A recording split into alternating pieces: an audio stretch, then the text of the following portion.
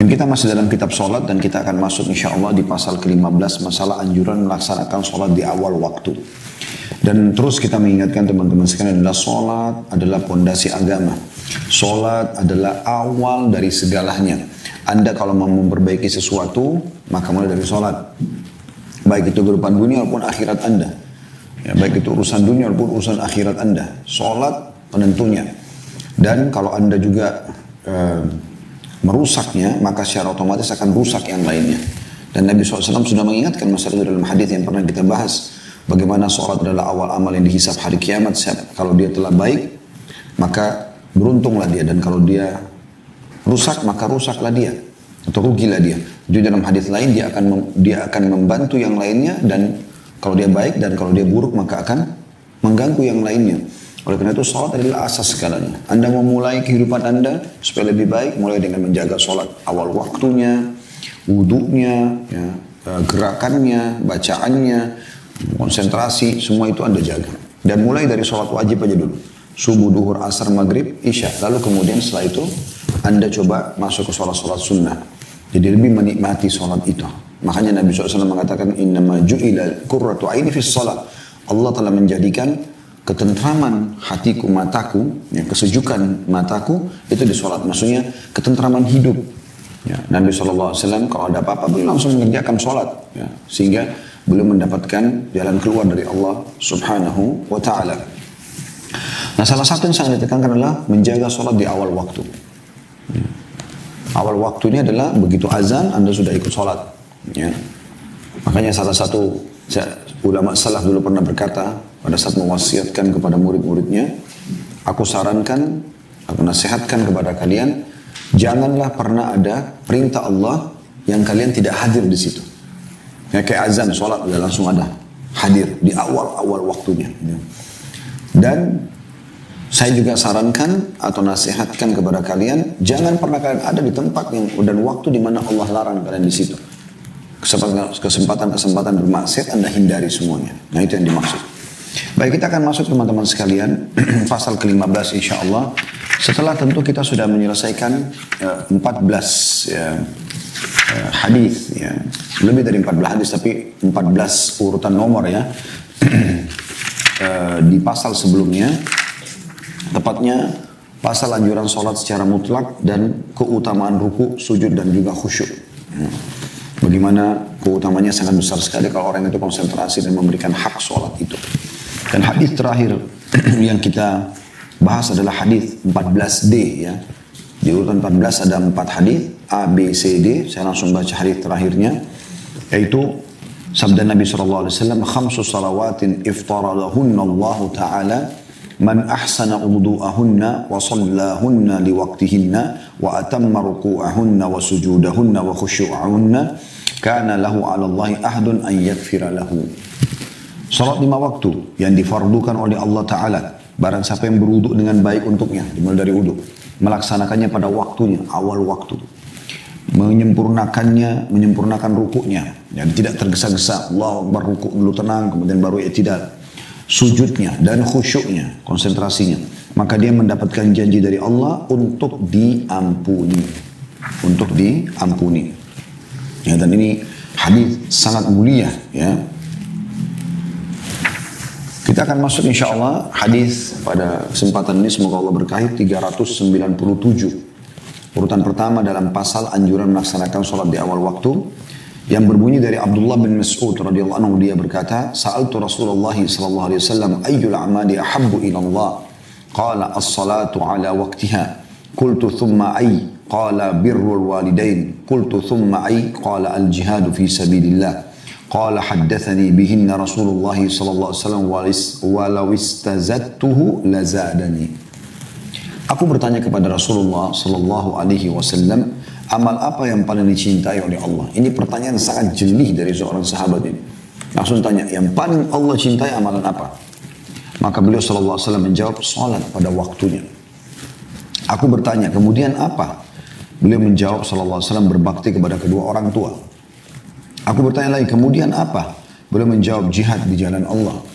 Perawi berkata, semua itu disampaikan kepadaku oleh Rasulullah SAW. Dan seandainya aku meminta tambahan, niscaya beliau akan menambah untukku. Diriwayatkan oleh Bukhari, Muslim, Tirmidzi dan juga An-Nasa'i. Hadis ini teman-teman sekalian, hadis yang sangat mulia, menyebutkan tentang keutamaan sholat dan tepatnya di awal waktu. Begitu azan, berhenti semua aktivitas. Langsung Anda jawab kalimat hayya 'alas shalah, ayo sholat, hayya 'alal falah, ayo menuju kepada kemenangan. Apapun maslahat dan keperluan Anda tutup. Berhentikan semua. Anda langsung jawab, itu kemuliaan yang luar biasa. Itu amal yang paling Allah cintai. Karena pada hakikatnya, muadzin ini hanya menjalankan perintah Allah. Dari mana kita mengetahui lafaz azan? Dari syariat Allah subhanahu wa ta'ala. Allah lah yang sedang memanggil kita semua. Cuma memang Allah membuat ya, dalam syariatnya, ucapan-ucapan kalimat pangkal tersebut dikumandangkan oleh para muadzin. Dan semua sama. Mau orang bule di wilayah Eropa dan Amerika sana atau Australia, mau orang Arab di Jazirah Arab, mau orang Melayu di Asia Tenggara, mau orang hitam di Afrika, sama. Hayya 'alas shalah, ayo salat. Hayya 'alal falah, ayo menuju kepada kemenangan. Menang. Kemenangan dunia dan kemenangan akhir. Maka kita ambil pelajaran di sini teman-teman sekalian. Yang pertama adalah kejelian Abdullah bin Mas'ud radhiyallahu anhu, sahabat Nabi yang mulia ini, keutamaan beliau. Sahabat Nabi yang mulia ini radhiyallahu anhu adalah orang yang sangat jeli dengan pertanyaan beliau. Bagaimana beliau mengatakan, aku bertanya kepada Rasulullah SAW, amal apa yang paling Allah cintai? Ya, tidak bisa kita samakan ini sama makhluk, tapi saya mau mendekatkan penjelasan. Misal, Anda bekerja di satu kantor, Anda mengatakan, kira-kira atasan kita ini paling suka apa sih? Lalu kemudian Anda berusaha melakukan dari perbuatan, dari apalah ya, interaksi, mungkin bahkan makanan kesukaannya segala macam, Anda coba untuk memberikan yang terbaik. Supaya Anda punya kedudukan di sisinya. Nah, ini tidak bisa disamakan dengan Allah SWT, mustahil makhluk, tapi saya mendekatkan makna. Artinya, apa kira-kira yang paling membuat Allah bisa mencintai aku karena aku mencari apa yang paling dia cintai? Ini makna dalam sekali bagaimana sahabat ini bertanya. Dan ini kejelian kecerdasan beliau radhiyallahu anhu. Dan luar biasa karena keikhlasan beliau sampai hadis ini kepada kita. Bayangkan 1400 tahun lebih. Dan mungkin hadis ini disusun oleh Al-Mundhiri juga sekian ratus tahun yang lalu. Dan akan terus terjaga sampai menjelang hari kiamat. Berapa pahala Abdullah bin Mas'ud radhiyallahu anhu? Karena kejelian bertanya tentang kebaikan. Ya. Dari sini juga masih di poin pertama, manfaatnya kejelian Abdullah bin Mas'ud. Dan bagaimana seseorang itu penting untuk bertanya dalam sebuah majelis kalau memang dibutuhkan, bukan untuk mengetes, bukan untuk menguji pemateri, tapi memang dia butuh untuk mengetahui amal apa kira-kira yang paling baik sehingga orang lain juga bisa jadi tahu dan akhirnya dia menjadi penyebab ya, kebaikan-kebaikan itu dikerjakan oleh orang lain dan akhirnya bukan cuma sekedar dapat panen pahalanya, pahala dari amal yang dia akan kerjakan. Kayak Abdullah bin Mas'ud radhiyallahu anhu, beliau dapat pahala karena coba menerapkan ini dalam kehidupannya awal waktu sholat, gitu ya. Juga orang-orang yang mengikutinya seperti sekarang kita dengarkan. Mungkin saya dan teman-teman sekalian yang mendengarkan ceramah ini, kita akan termotivasi nanti menjaga sholat di awal waktu. Dan Abdullah bin Mas'ud panen pahalanya. Yang gitu. Kemudian pelajaran yang kedua adalah jawaban Nabi SAW. Qala sallallahu alaihi wasallam, as-salatu ala waktiha. Sholat di awal waktu. Ya. Jadi begitu azan sholat. Dan tentu setiap kali teman-teman sekalian Anda mengundur sholat itu, maka pada saat itu beda pahala yang Anda dapatkan dengan orang yang mengerjakan di awal waktu. Misalnya begitu azan Anda sudah di masjid, atau Anda sudah di sejadah kalau Anda perempuan misalnya karena tidak ke masjid, Anda sudah siap untuk takbiratul ihram di awal waktu, malaikat sudah mulai mencatat dengan orang yang sholat setengah jam kemudian, 1 jam kemudian, 2 jam kemudian. Apalagi kalau sudah menjelang masuk waktu sholat yang akan datang. Maka itu beda pahalanya dengan awal. Jangankan begitu teman-teman sekalian. Kalau kita sholat di awal waktu pun, begitu imam Allahu Akbar, takbiratul ihram pertama. Lalu kita juga Allahu Akbar ikut pertama. Ini punya keutamaan tersendiri. Beda pahalanya dengan orang yang datang setelah Al-Fatihah selesai. Beda pahalanya dengan orang yang datang pada satu rukuk. Beda pahalanya orang yang masbuk 1 rakaat. Beda pahalanya dengan orang yang masbuk 2 rakaat. Beda pahalanya orang yang datang tidak dapat rakaat sama sekali, cuma di tahiyat akhir misalnya. Beda pahalanya dengan orang jemaah kedua, jemaah ketiga dan seterusnya. Makin Anda undur waktunya maka makin ya kecil keutamaannya, walaupun keutamaannya sangat besar sholat itu sendiri, dan Anda boleh kerjakan selama waktunya belum keluar gitu kan. Maka makin awal maka makin besar pahalanya. Dan kita sudah tahu hadis Nabi SAW, siapa yang tidak kehilangan 40 hari takbiratul ihram pertama imam, begitu imam Allahu Akbar, dia sudah ada di situ 40 hari, maka dia akan selamat dari, diberikan oleh Allah SWT 2 keselamatan. Selamat dari sifat kemunafikan dan selamat dari api neraka.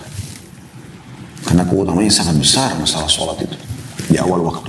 Oleh karena itu teman-teman sekalian, coba terapkan dan mulai perbaikan apapun dari sholat. Dari waktu sholat saja. Mulai sekarang Anda berazam, niat insya Allah. Dan berapa kali kami alami itu, setiap kali mau tidur malam, niat mau bangun, maka terbangun subhanallah. Saya berulang kali niat mau bangun jam 3, terbangun subhanallah. Saya lihat jam 3, saya cuma bisa mengucapkan subhanallah. Niat mau bangun subuh, maka azan subuh. Saya pernah begitu, selesai sholat malam, ada transisi waktu, saya lihat masih ada waktu gitu. Maka saya coba istirahat sejenak, lalu saya niat, insya Allah mudah-mudahan menjelang azan subuh saya bangun. Subhanallah, azan subuh saya bangun dan teman dengar, kuasa Allah SWT. Innamal a'malu binniyat. Semua amal sesuai dengan niatnya. Kita sudah niat begitu, Allah SWT akan berikan. Maka jangan sia-siakan teman-teman. Ini amal yang paling Allah cintai. Ya. Kemudian keutamaan yang ketiga atau manfaat yang ketiga kita bisa menjadi hadis adalah sahabat ini bertanya lagi, dan ini termasuk kejadian Abdullah bin Mas'ud ya. Di keutamaan pertama tadi yang kita ucapkan, bagaimana beliau setelah tanya amal apa yang paling Allah cintai, Nabi sudah bilang sholat pada awal waktu. Bisa saja orang stop kan, dia masih tanya, summa ai, apa lagi setelah itu? Tanya lagi, apa lagi setelah itu ya Rasulullah? Dan ini kejadian kayak orang yang haus dengan ilmu gitu kan. Maka Nabi SAW menyebutkan, jadi seakan-akan ini urutannya. Maka Nabi SAW mengatakan, birrul walidain, bakti dengan kedua orang tua. Ya. Ini keutamaan luar biasa juga, besar. Artinya, kalau tiba waktu sholat, yang wajib ya, dan bersamaan dengan orang tuamu juga, minta tolong, maka dahulukan sholat. Yang wajib, beda kalau sholat sunnah. Kalau sunnah Anda bisa tunda, bahkan Anda bisa tidak mengerjakan demi untuk orang tua. Tapi di sini urutannya adalah sholat 5 waktu. Kemudian baru bakti dengan orang tua. Jadi ini punya keutamaan sendiri, dikatakan bahas insya Allah di babnya sendiri. Bab bakti dengan orang tua, mungkin kemungkinan dijilid-jilid setelahnya insya Allah ya. Tapi kita cuma mengingatkan bagaimana memang Allah SWT wasiatkan ya. Di dalam ayat Al-Quran, dalam surah Isra, dan ada beberapa ayat-ayat yang lain tentang pentingnya untuk bakti kepada orang tua, ya. Dan itu ada bahasan sendiri sebagaimana saya bahasakan. Di sini saya tidak tekankan banyak penjelasannya, tapi insya Allah kita cukupkan dengan pentingnya poin, ya, yaitu bakti kita kepada orang tua sebagai anak tidak gugur, walaupun orang tua kita itu jahat kepada kita. Mereka kafir misalnya, atau mereka membuang kita dari kecil, ya, sehingga kita tidak terurus. Nggak ada urusannya sama sekali. Itu nggak menggugurkan bakti kita sama mereka. Karena mereka berdosa dengan membekalikan si anak atau kita, misalnya sebagai anak. Dan kita berdosa kalau kita durhaka dengan dia. Dia berdosa dengan itu, kita tabaras dengan bakti. Kenapa? Sering kali pertanyaan di pengajian, Ustaz, orang tua saya, ibu saya atau ayah saya membuang saya dari kecil. Mereka cerai, lalu kemudian saya dititip sama orang. Pokoknya saya dibesarkan sama orang lain. Sekarang tiba-tiba saya sudah sukses, orang tua ini datang lalu mengaku-ngaku sebagai orang tua. Saya masih jengkel dan segala macam. Apakah saya boleh tidak bakti sama mereka? Jawaban saya nggak bisa. Mereka berdosa dengan membekalikan Anda, tapi Anda juga akan berdosa kalau durhaka sama mereka. Karena kita sebenarnya bukan sedang interaksi, bukan masalah interaksi dengan individu yang sedang Allah hubungkan variabel hukum dengan mereka seperti orang tua kita misalnya, atau suami atau anak atau teman-teman. Bukan itu. Tapi karena adanya perintah Allah Subhanahu wa taala. Kita sujud menghadap Ka'bah karena ada perintah Allah, bukan karena Ka'bahnya. Kan gitu. Kita melakukan semuanya ini karena Allah SWT. Kita bakti dengan orang tua karena Allah SWT yang perintahkan kita. Istri patuh sama suaminya karena Allah SWT perintahkan. Orang tua berkorban untuk anak-anaknya karena Allah SWT perintahkan. Semua itu karena Allah Subhanahu wa taala. Maka dengan niat karena Allah, kita tidak akan jenuh untuk berbuat kebaikan. Karena kita tahu Allah akan membalas kita. Jadi jangan balas keburukan dengan keburukan. Apalagi kalau orang tua itu sudah punya jasa yang besar. Memang dari kecil ngurus Anda, biaya Anda, sekolahkan Anda. Ini luar biasa. Ini lebih besar hak mereka. Jangan sampai Anda menjadi anak-anak durhaka. Ya. Saya juga ingin menitik beratkan di sini, saya tidak sedang bicara tentang keutamaan bakti sama orang tua sekali lagi, karena itu ada babnya sendiri. Tapi ini poin-poin yang saya rasa kadang-kadang mengkritik kita, sehingga hanya membuat kita lalai. Ya. Sebagai orang tua, kalau Anda mengikuti acara kita ini, ada orang yang sudah punya anak, misalnya punya anak, maka coba juga didik mereka agar jangan mereka nanti ke depannya jadi durhaka. Sering saya kasih contoh dalam materi-materi masalah pendidikan anak, masalah ini ya. Jadi seperti contohnya Anda mengatakan kepada anak, mau pakai baju apa nak, mau makan apa nak. Nah, bahasa-bahasa ini sebenarnya dikhawatirkan. Bukan kita pastikan ya, dikhawatirkan. Bisa saja membuat lahirnya kedurhakaan. Contoh misalnya, kalau Anda misalnya mengatakan, nak mau pakai baju apa, kemudian dia sebutkan baju ini. Lalu kemudian kita tidak penuhi misalnya, dia pengen minta. Ya. Mungkin kita tidak punya uang, atau mungkin yang dia inginkan adalah baju yang ada pelanggaran agamanya karena ada gambar-gambar atau apa yang sejenisnya, yang seharusnya dihindari tentunya buat anak-anak. Tapi karena Anda mengatakan, oh itu nggak boleh nak. Nah, karena sebab pertanyaan kita, maka dia akhirnya membuka pintu dan mengatakan, ayah ini, ibu ini, masa itu aja nggak boleh. Nah, kata kan dilarang dalam Al-Quran, termasuk dalam bab durhaka kan gitu.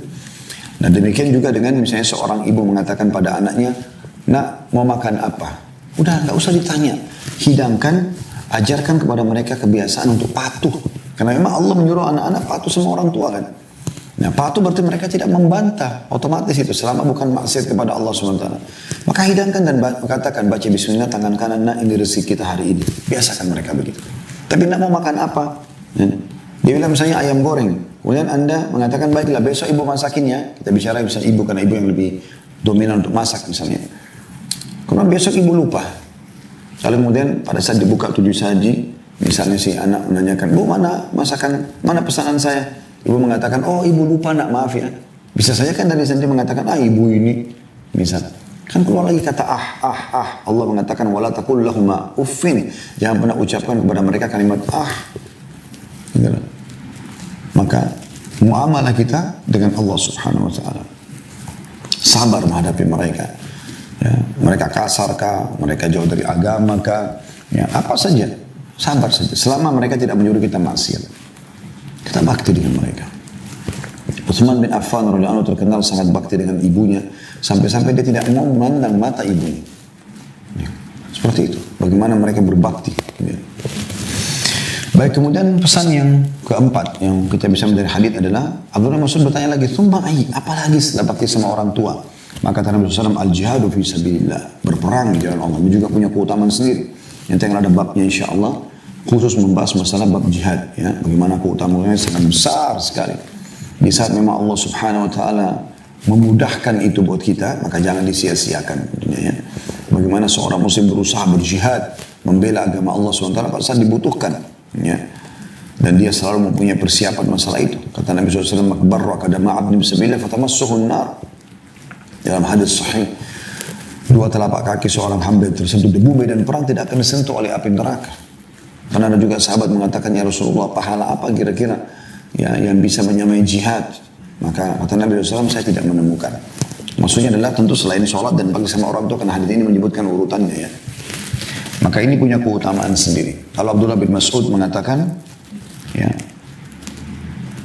beliau mengatakan setelah dikatakan Nabi SAW jihad jalan Allah, perawi mengatakan semua itu disampaikan kepadaku oleh Rasulullah SAW, dan seandainya aku meminta tambahan, niscaya beliau akan menambah untukku. Hadis riwayat Bukhari, Muslim dan Tirmidzi juga An-Nasai. Maksudnya, kalau aku bilang lagi, kemudian apa ya Rasulullah? Kemudian apa ya Rasulullah? Maka Nabi akan sebutkan urutannya. Tapi bagi Abdullah bin Mas'ud, 3 hal ini sudah cukup untuk merupakan penjelasan. Artinya yang lainnya, oke, saya akan kerjakan, tapi ini intinya sholat, bakti sama orang tua, dan juga jihad. Ya, kalau kita buatkan semacam rincian sedikit, sholat hubungan kita sama Allah Subhanahu Wa Taala.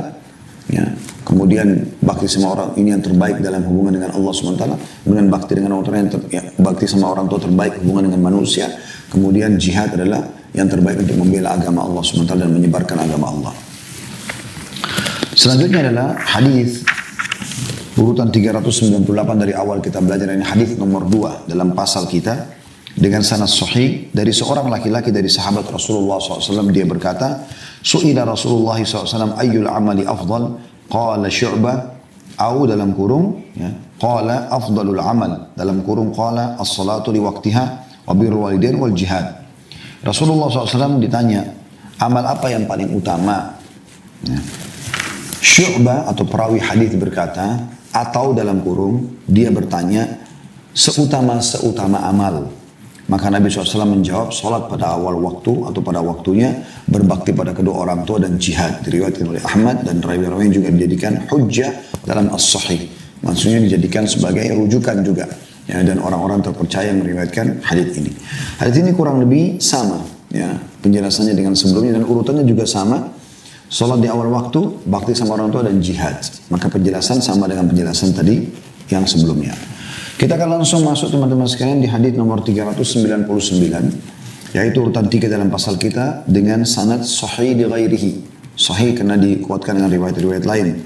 Dari Ummu Farwah radhiyallahu anha, dia termasuk wanita yang membaiat Nabi SAW. Dia berkata, Su'ilan Nabi SAW ayyul a'mali afdal, qala as-salatu li awwali waqtiha. Nabi SAW ditanya, amal apakah yang paling utama? Beliau SAW menjawab, salat di awal waktunya. Ini diriwayatkan oleh Abu Daud, Tirmidzi, dan dia berkata, ia tidak diriwayatkan kecuali dari hadits Abdullah bin Umar al-Umari. Kemudian juga beberapa perkataan di bawah ini, saya tidak bacakan lagi, sebenarnya menjelaskan tentang bagaimana sanadnya ini akhirnya bisa menjadi sahih di ghairihi oleh Al-Albani. Intinya dia adalah sahih di ghairihi. Ummu Farwa dikatakan penjelasan adalah saudara perempuan seayah dengan Abu Bakar As-Siddiq. Jadi saudarinya Abu Bakar ya. Dan barang siapa menyatakan bahwa ia adalah Ummu Farwa Al-Ansari dari kalangan Ansar, maka ia telah keliru. Maksudnya kata Albani tentang masalah itu. Inti bahasanya teman-teman sekalian adalah sama, disebutkan tentang awal waktu dari salat tersebut. Hadis selanjutnya nomor 400, urutan dari awal kita belajar, alhamdulillah. Itu sudah 400 hadis bahkan lebih yang sudah kita pelajari, semoga Allah berkahi insyaallah. Dan urutan keempat dalam pasal kita, sahih di ghairihi juga, sahih karena dikuatkan dengan riwayat-riwayat lain. Dari Ubadah bin Samit radhiyallahu anhu, dia berkata, aku bersaksi bahwa aku mendengar Rasulullah SAW bersabda, khamsu salawatin iftaralahunna Allahu azza wa jal, man ahsana wudu'ahunna wa sallahunna liwaqtihinna wa atamma ruku'ahunna wa sujudahunna wa khusyu'ahunna kana lahu 'ala Allahi ahdun an yaghfira lahu wa man lam yaf'al falaysa lahu 'ala Allahi ahd in syaa'a ghafara lahu wa in syaa'a 'adzabah. Salat 5 waktu yang diwajibkan oleh Allah Azza wa Jalla, barang siapa yang membaguskan wudu untuk salatnya, menunaikannya pada waktunya, menyempurnakan ruku dan sujudnya serta khusyuknya, maka dia mendapatkan janji dari Allah agar dia mengampuninya, maksudnya Allah mengampuninya. Barang siapa tidak mengerjakannya, maka dia tidak mendapatkan janji dari Allah. Dan dia Allah berkehendak. Jika dia Allah berkehendak, maka dia Allah akan mengampuninya. Dan jika dia berkehendak, maka dia mengazabnya. Diriwayatkan Malik, Abu Daud, An-Nasai, Ibn Hibban dalam sahihnya. Teman-teman sekalian, hadis ini pernah dibahas sebenarnya di bab ke-13 ya, atau di pasal ke-13 tepatnya. Namun kita coba menggali kembali mutiaranya insyaallah. Yang pertama adalah Nabi SAW menyebutkan tentang bagaimana kita harus menjaga sholat itu. Ada beberapa poin yang beliau tekankan di sini. Ada kurang lebih 5 poin ya. Beliau mengatakan khamsu salawatin iftaradahunna Allahu azza wa jalla. Man ahsana wudu'ahunna. 5 waktu sholat yang Allah wajibkan atas hamba-hamba. Maka barang siapa yang memperindah wudunya, menyempurnakan, membaguskan wudunya. Ini yang pertama. Wa sallahunna liwaqtihinna, salat di awal waktunya. Wa atamma ruku'ahunna, menyempurnakan rukuknya. Wa sujudahunna, dan sujudnya. Wa khusyu'ahunna, dan khusyuknya. Jadi 5 hal yang ditekankan dalam masalah salat ini. Ya. Oke, kita mulai dengan masalah wudu. Wudu sudah kita jelaskan, ada pasal khusus masalah wudu. Kita sudah bahas itu ya. Bahkan kitab khusus masalah wudu. Maksudnya kitab ini bahasan khusus ya. Karena ada istilah digunakan oleh para ulama, bab dan pasal. Bab induknya, pasal cabangnya. Ada juga yang mengatakan bahwasanya kitab, misalnya kitab itu seperti bab juga. Ya. Di bawahnya ada bab-bab yang lain atau pasal-pasal seperti itu. Makanya kalau teman-teman pegang bukunya ini ada ditulis kitab sholat. Berarti bab tentang sholat yang sedang dibahas. Nah di sini teman-teman sekalian, di wudhu ini sudah kita bahas. Ya. Dan panjang lebar tentang keutamanya, akan mendatangkan cahaya pada hari kiamat. Ya. Akan menggugurkan dosa-dosa, gitu kan, meninggikan derajat dan segala macam hal. Dan sudah kita panjang lebar jelaskan sendiri mungkin sekian banyak hadis ya, saya tidak teringat sekarang jumlahnya, sudah kita bahas masalah wudhu.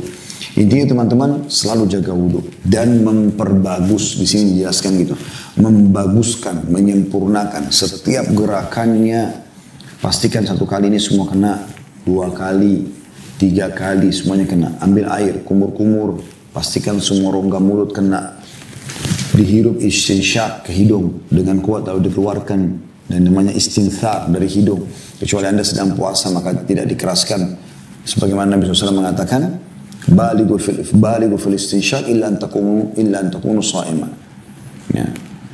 Jadi balik itu artinya kuatkan hirup di dalam hidung, kemudian kuatkan juga dalam membuangnya, kecuali kalian sedang puasa. Kemudian juga wajah, pastikan dari awal tumbuhnya rambut sampai bawah dagu. Ya, di dagu ini pastikan semuanya kena 1 kali sampai 3 kali.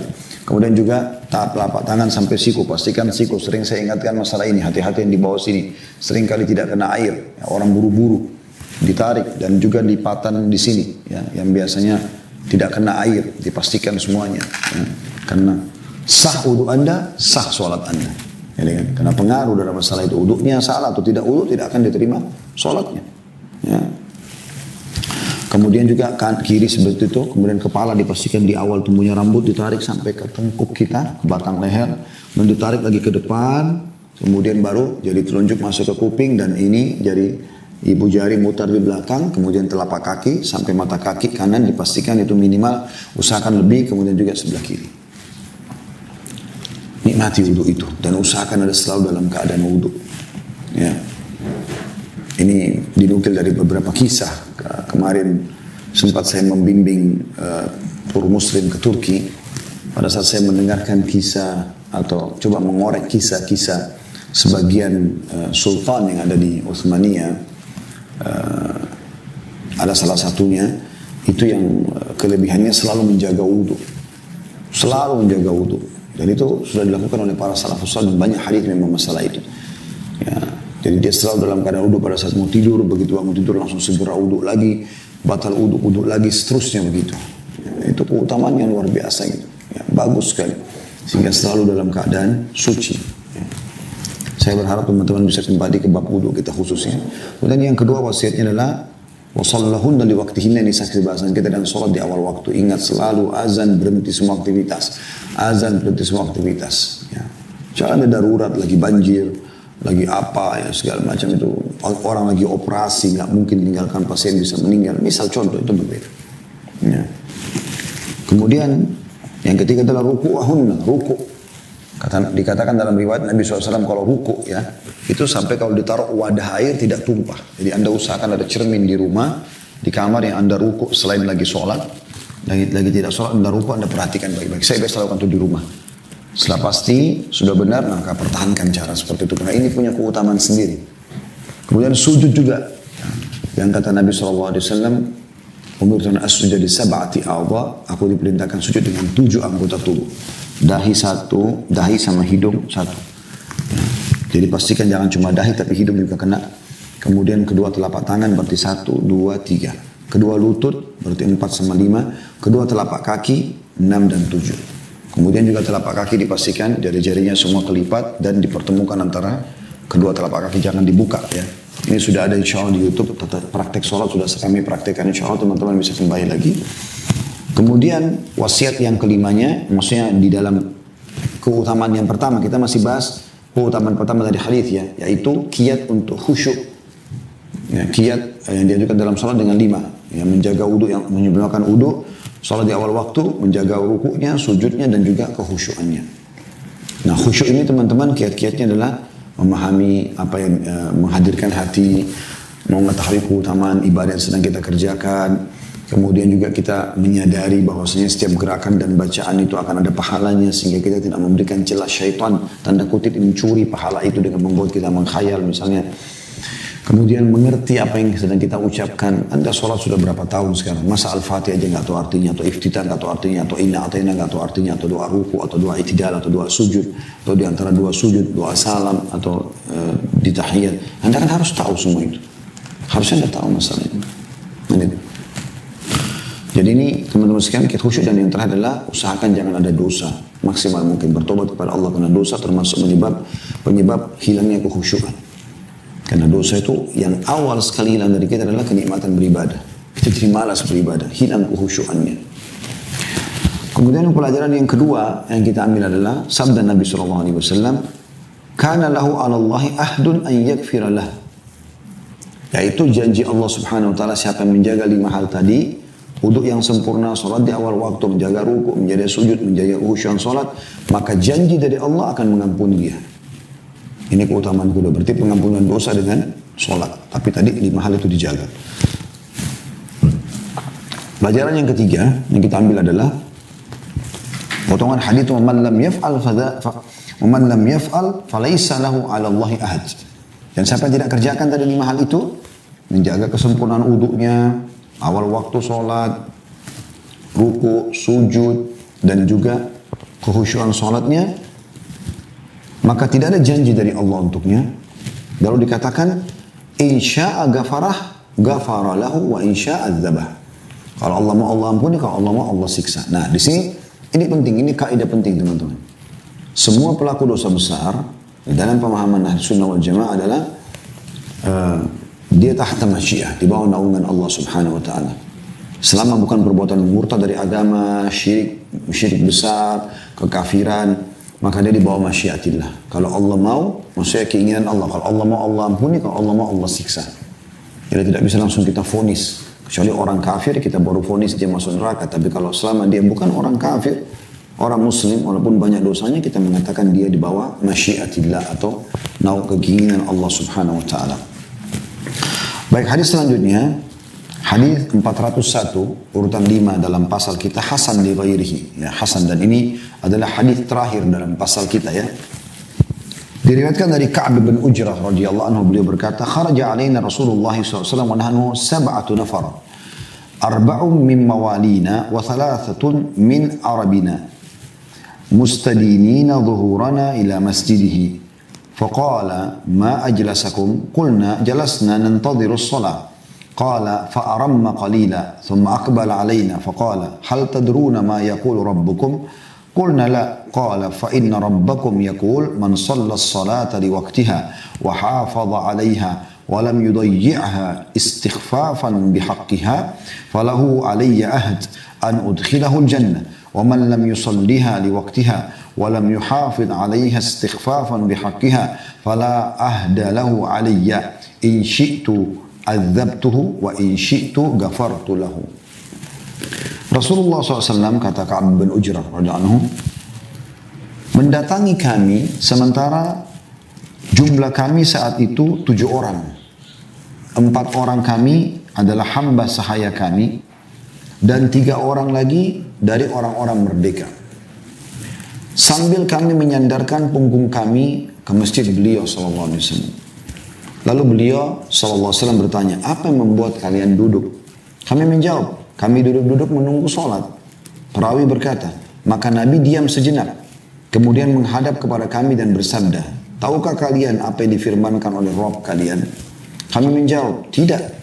Beliau sallallahu alaihi wasallam menjawab, "Sesungguhnya Rabb kalian berfirman, barang siapa yang mendirikan sholat pada waktunya, menjaganya, tidak menyia-nyiakannya karena meremehkan haknya, maka dia mendapat janji dariku," kata Allah, "untuk aku," hanya besar kata ganti Allah, "masukkan dia ke dalam surga.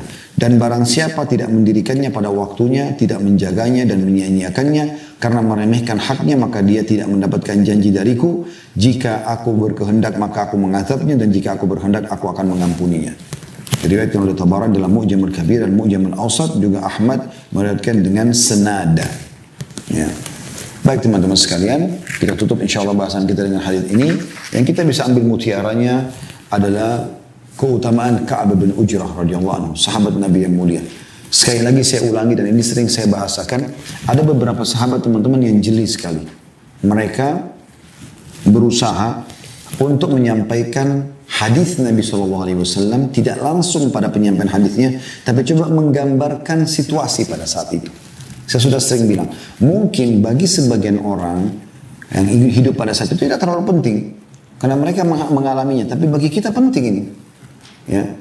Dan akhirnya kita juga jadi tahu, oh ternyata sebab Nabi SAW sebutkan hadis ini karena kejadian pada saat itu seperti ini. Nah ini penting teman-teman sekalian. Makanya di sini ada di awal hadis cerita kan, kata Ka'ab bin Ujrah, kharaja alaina Rasulullah SAW wa nahnu sab'atu nafar. Satu hari pernah Nabi SAW keluar menemui kami, dan kebetulan para sahabat sedang berada di masjid. Ya. Bisa bermakna dalam masjid atau bermakna di luar masjid dan bersandar di tembok masjid. Ya, tapi lebih dekat makna di dalam masjid. Dan Nabi SAW keluar, maksudnya adalah Nabi keluar dari rumahnya menuju ke dalam masjid. Dan dulu rumah Nabi SAW ada pintu menuju ke masjid langsung kalau beliau mengimami atau akan mengimami sholat.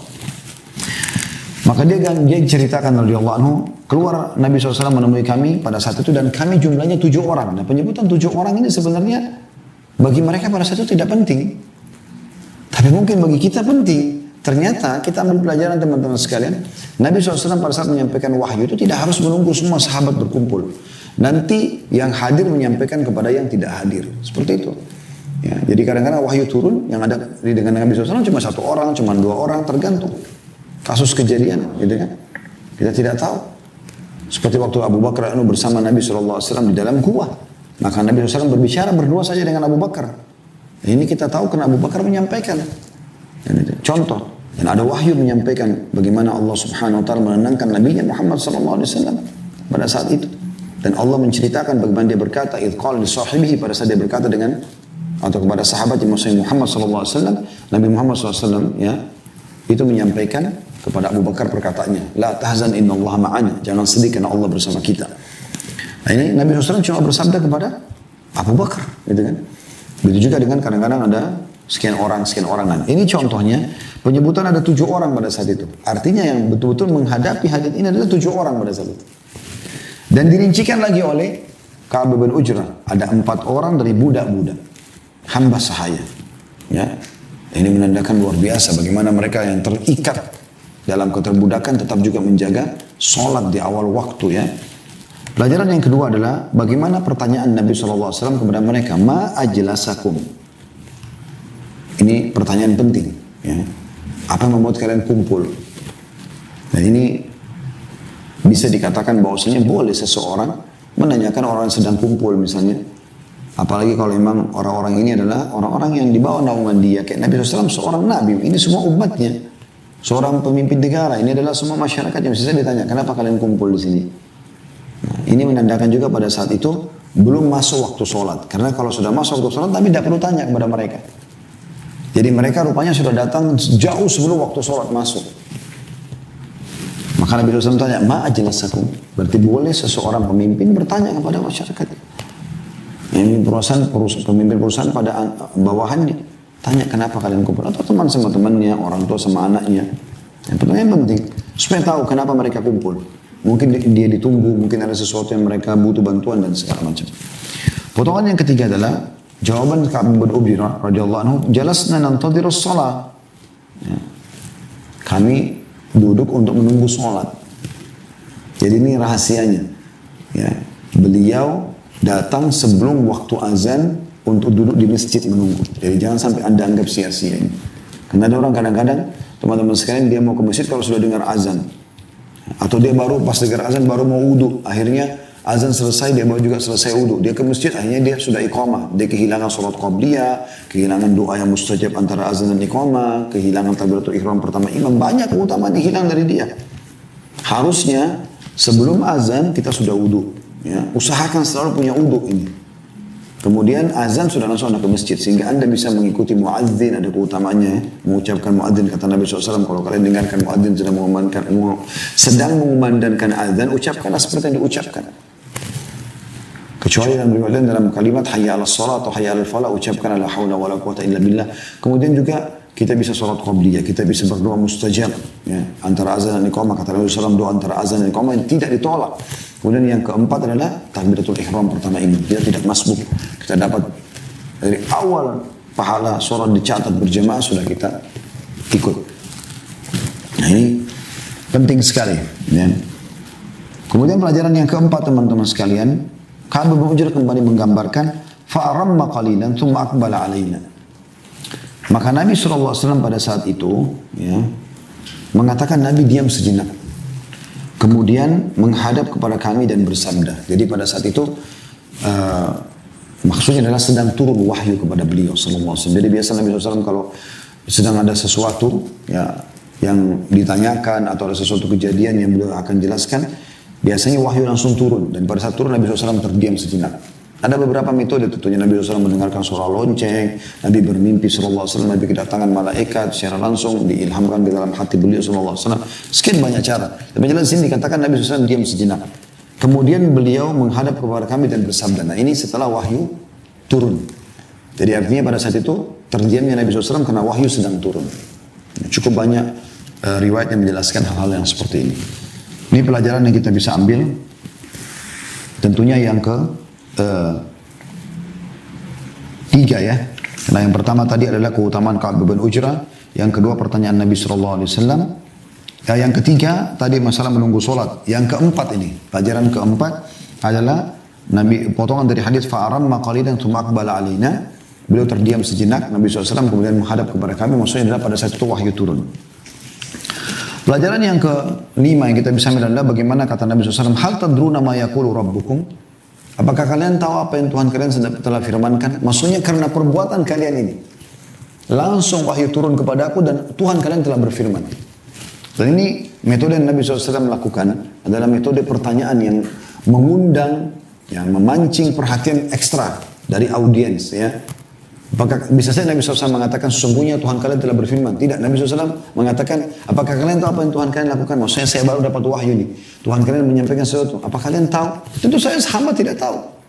Karena mereka belum mengetahui kan gitu. Tapi ini untuk menarik perhatian mereka. Qulnala, maka kami mengatakan tidak. Tentu mereka tidak tahu. Karena memang belum disampaikan gitu kan. Tapi yang kita ambil pelajaran adalah dari mutiara yang ke-5 dari hadis, bagaimana Nabi SAW menggunakan pertanyaan melempar ini untuk menarik perhatian ekstra. Pelajaran yang ke-6 ialah penyampaian Nabi SAW tentang firman Allah. Fa inna rabbakum yaqul man shalla as-salata li waqtiha. Ya, sungguh Tuhan kalian telah berfirman, siapa yang sholat di awal waktunya, wa hafadha 'alaiha, dan menjaga selalu itu. Ya. Wa lam yudayyi'ha istighfafan li haqqiha, dan dia tidak pernah membengkalaikan karena betul-betul menjaga haknya sholat itu.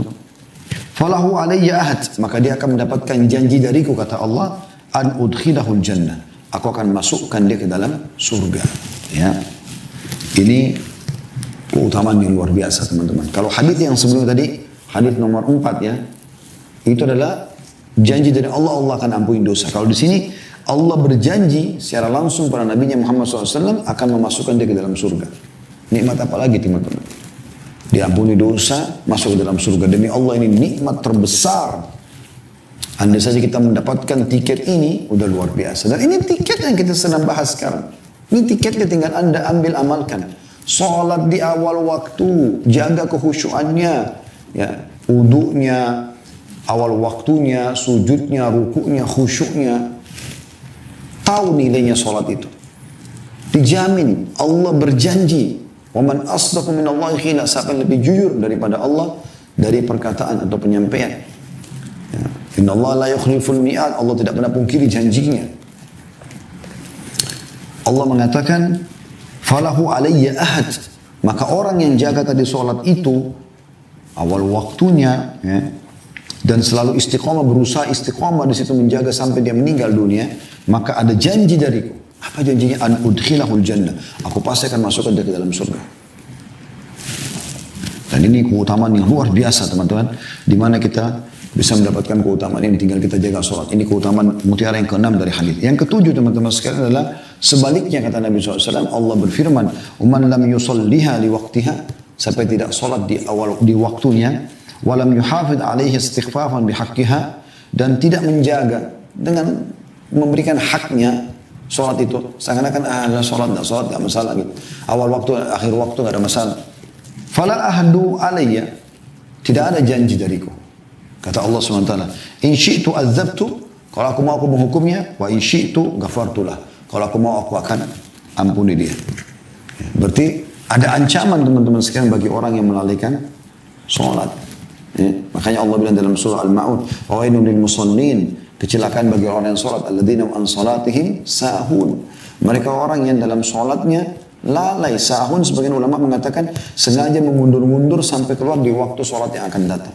Duhur dibiarkan sampai akhir waktu, nanti menjelang asar atau asar baru dia mau sholat. Tinggal 1 menit, tinggal 2 menit, ini menunda-nunda. Allah musta'an.